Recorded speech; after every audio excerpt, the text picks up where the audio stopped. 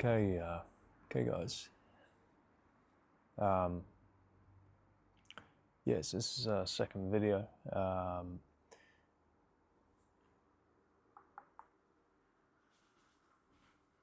Got a proper mic this time.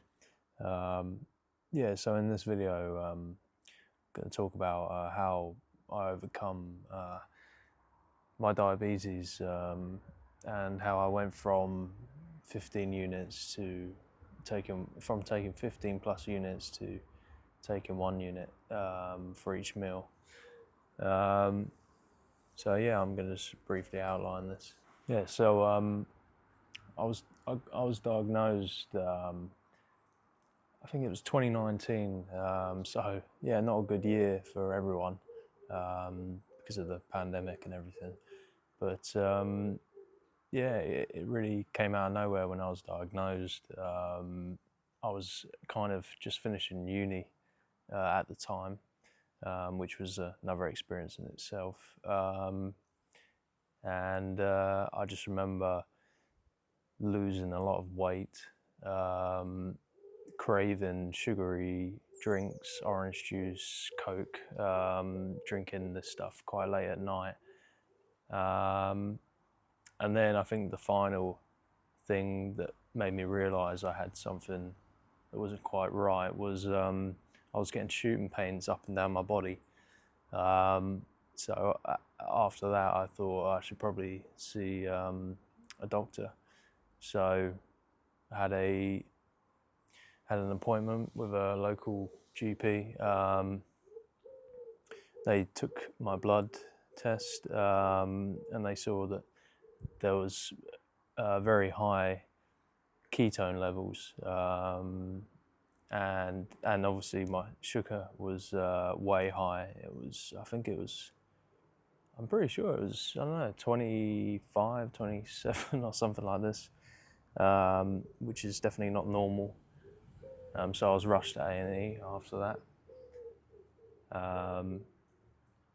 But anyway, I'll go more into my final experience a later date. I'm just trying to sort of get an overall of how I went through my diabetes experience. Yeah, so when you're first diagnosed, the nurses, well, my experience was they said, you know, well, at first they were trying to say it's quite serious and all this, but actually, what they were trying to do was, trying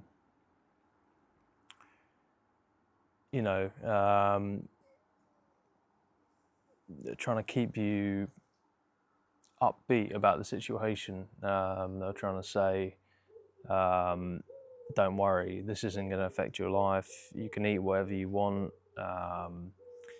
They kept saying you can eat all the cake you want and all this, which I found a bit strange at the time. But yeah, I tried to do the carb counting thing, but my general experience over the past 5 to 6 years, carbs for me, it doesn't work. The carb counting thing, it goes against nature to try and predict, where your sugar level is going to be in the future. And I experienced a lot of difficult nights where I'm sure a lot of diabetics will experience the hypos. It come crashing down, and I at first I was really panicky about it, and I would drink loads of orange juice, loads of Cokes, like 10 glasses or something ridiculous. And then after that, it would go really high, skyrocket. So yeah, after doing this for a while, and the constriction on your life, as in, you would do an injection, have your meal or whatever, but then you can't do something straight after. You can't move your body after, otherwise it will come down. Doesn't make sense, and it's not natural, you know. So yeah, in the past couple of years, I decided to just start reducing the amount of carbs, you know, which sort of led me down a bit of a rabbit hole. And I'll link one video that I watched a couple of years ago now about the origin of agriculture, which I found really interesting at the time, because nobody had really pitched the diet to me in this way. Because if you think about it, you know, I mean, I personally think a lot of this diabetes, there's a reason why there's an increase of diabetics. It's an all-time high. You know, 20, 30 years ago, it was probably a lot less. I know the technology has improved, so it's better to handle, but it's about fixing the root cause of this.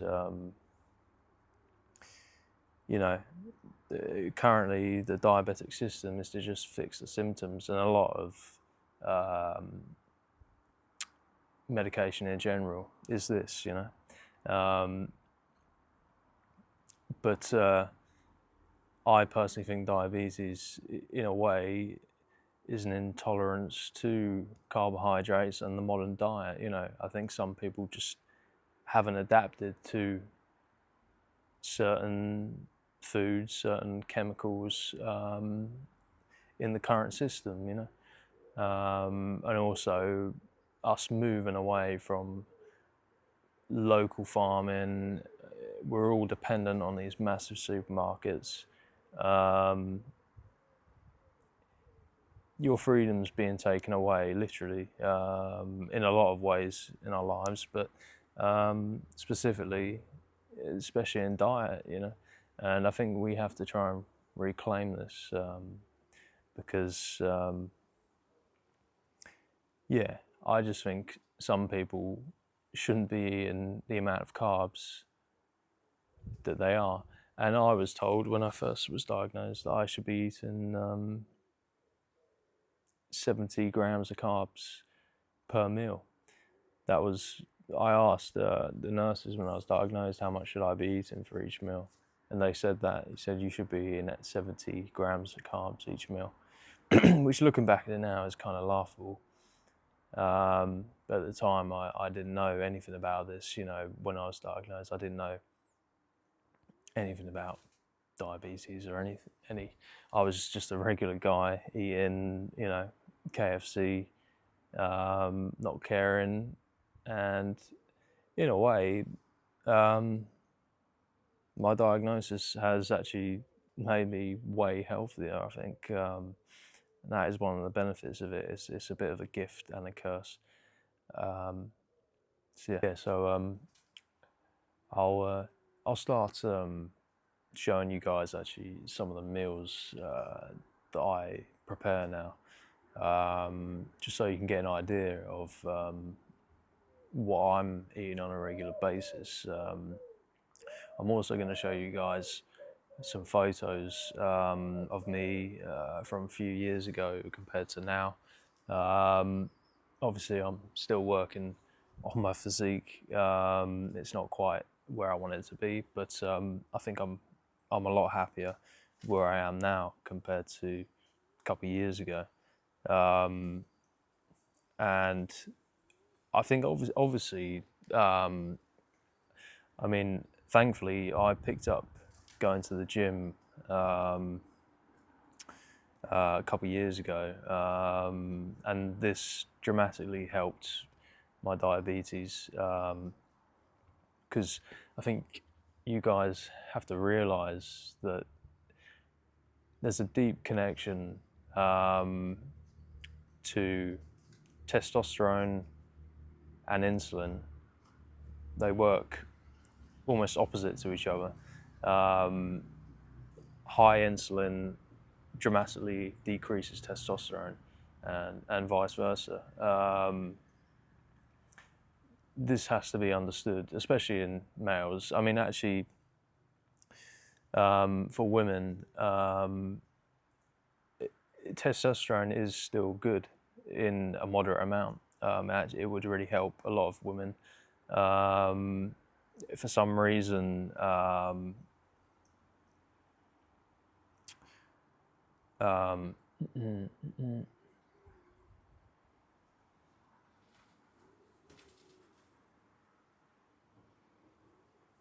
for some reason, the hormone estrogen in women is seen as a female hormone. Through my research, I don't actually think this is correct. I think estrogen is actually the cancer hormone. It multiplies cells. It's not good in high amounts for anyone. Testosterone is such a powerful hormone. It's the driver of life, and especially in males.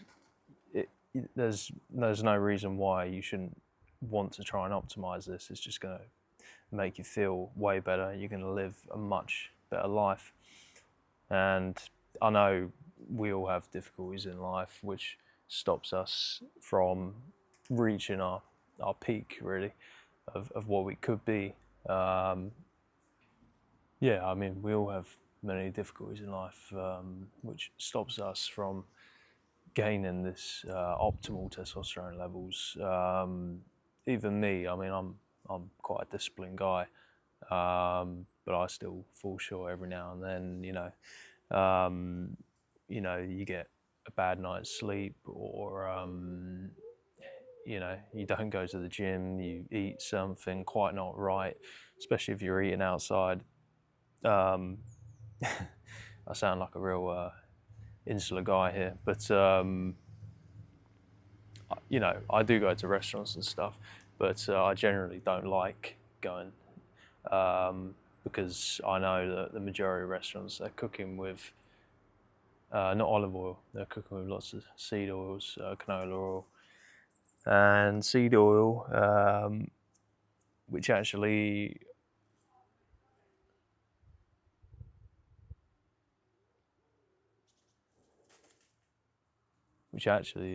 I'll recommend another guy called Raw Egg Nationalist.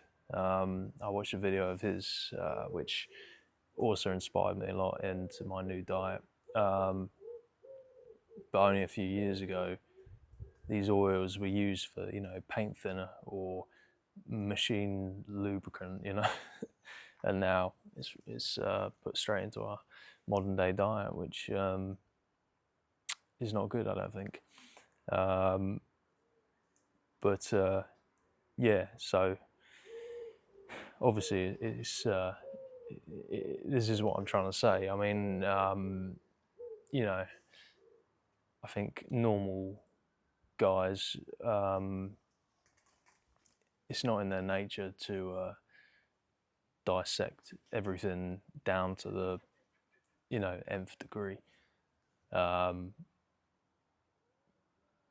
But I think, unfortunately, the world we live in now, it is an iron prison. And another thing I recommend, just quickly, I'll go into more detail about this on later videos, but ultimately, a lot of the research and rabbit hole I went down led me to this book, Bronze Age Mindset, which I've just read, basically, and this goes into all manner of things, actually, but it's real interesting. He talks about Nietzsche and genealogy of morals, which I'm also reading as well.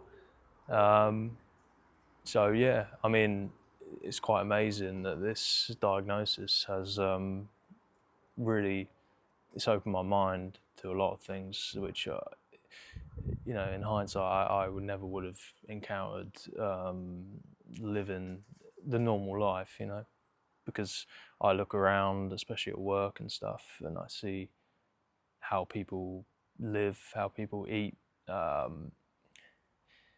It, it, they have no, there's no conception of their health at all, really. They're just really living in the moment and think, oh, I won't pay for this until much later. But it's a compound effect. Everything in life, I think, is a compound effect of small marginal gains or losses, and you have to keep this in mind of everything. So I hope you guys enjoyed this latest video. Obviously, I'm still learning how to do this sort of video documentation kind of thing, the YouTube thing. I've never done it before, but I've just started because I thought it was a good idea to share my knowledge and experience of this, and I think my circumstance of how I was diagnosed, and actually when I was first diagnosed, they didn't even know if I was type 1 or 2 because I was still producing quite a lot of natural insulin, which, remember, when you're injecting artificial insulin, you are stopping your body creating the natural, and it's about trying to lower insulin resistance, which comes from everything that I'm preaching. It comes from the diet, it comes from optimal hormone levels. Testosterone has dramatically declined in the past 30, 40 years, from an average guy of where their testosterone level was compared to now. It's significantly dropped, and there's reasons for this which you guys have to get switched on to, but yeah, I hope you guys like the video. I mean, obviously I'm going to keep creating more and get slowly more and more into finite details of things, but I'm still just giving you a general overview of things. But let me know, if there's something you'd like to ask. I'm happy to get back to you guys, and we'll see how this progresses. I'm still getting used to talking to the camera. Hopefully I'll get better at this as well. So but yeah, I'll see you on the next video.